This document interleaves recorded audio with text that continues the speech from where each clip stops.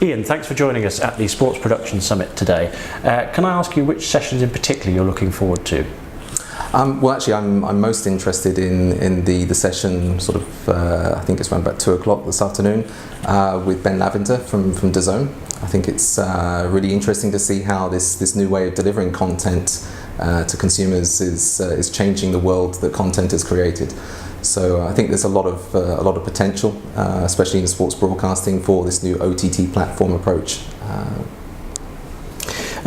I wanted to talk a little bit about some of the developments that have been going on at ChyronHego, and in particular some of the technologies that you're going to be highlighting throughout this year's IBC. Can you tell me a little bit about the latest developments with your player tracking technology? Yeah, certainly. So our player tracking technology, our optical tracking, which is called TrackCab, many people may be aware that this is the tracking technology used on most of the major leagues around the world and some of the biggest tournaments as well. So locally, actually here in Netherlands, we're delighted to announce that Eredivisie, the top division of Dutch football, have decided to invest in this tracking technology across the entire league. This is great news, and I think there's a lot of new innovations that will be coming on the back of this. Some of them very unique, specifically to Eredivisie. One that we're particularly keen on highlighting, and something that we will be showing at our booth on IBC, is the ability to use the tracking data to deliver content on the in-stadium entertainment. It's not just sort of the statistics in terms of player performances that might want to be displayed on the boards for the interest of the in-stadium audience, but also we've been working on some really new innovations where the positions of the players are actually powering the graphics on the perimeter boards. We've done some proof of concepts in this, and it's looking very encouraging, and of course this opens up tremendous new opportunities for new sponsors to take advantage of these new categories in sponsorship. So if you can imagine, maybe a performance brand may want to be associated with the highest performing player of a match so far in that match, and follow them as they're running down the sidelines.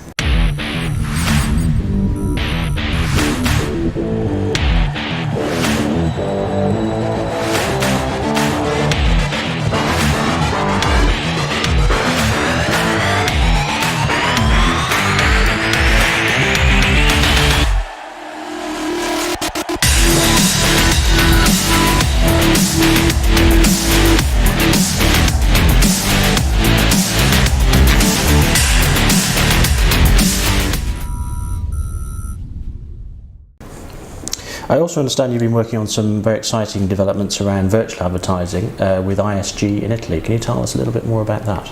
Yeah, that's correct. Yeah, so ISG are one of our partners, in fact our leading partner in the virtual advertising space, and they specialise in advertising rights globally, and in Italy where they have a strong presence.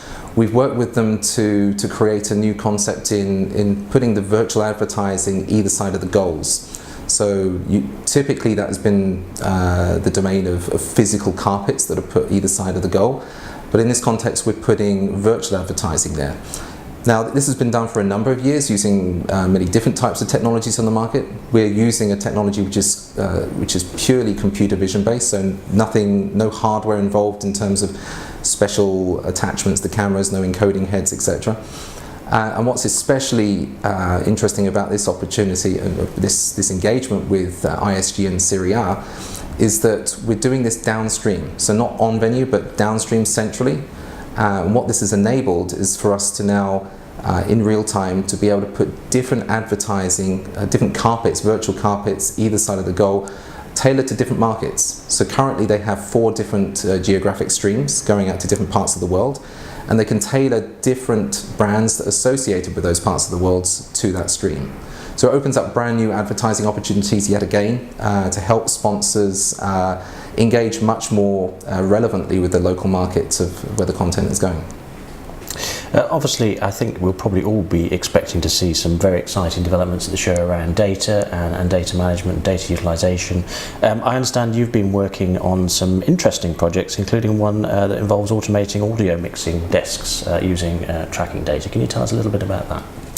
Yes, that's correct. So the tracking data, as well as creating statistics, as I mentioned before, the positional data streams in itself, it provides context to what's happening on a pitch. So in the context of audio, we've worked with Lavo, the world's leading audio mixing company, and they developed over the past few years an app called Kick, and this Kick app interfaces in with tracking data.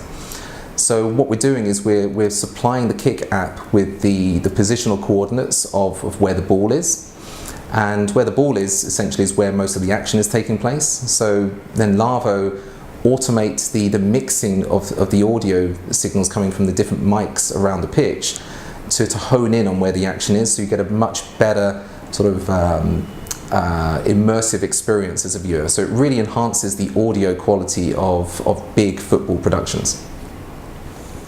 And finally, can you tell us a little bit about your own personal sports highlight of this year? Oh, it's a difficult one. I would probably say is being originally from England. I think the fact that England finally managed to make it to the knockout phase of the World Cup was probably a highlight for me.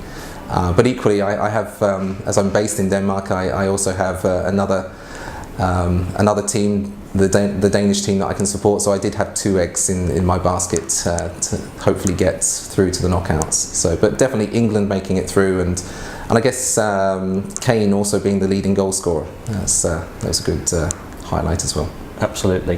Thanks very much for joining us, Ian, and I hope you have a fantastic summit. No problem. Yeah, my pleasure. Thank you.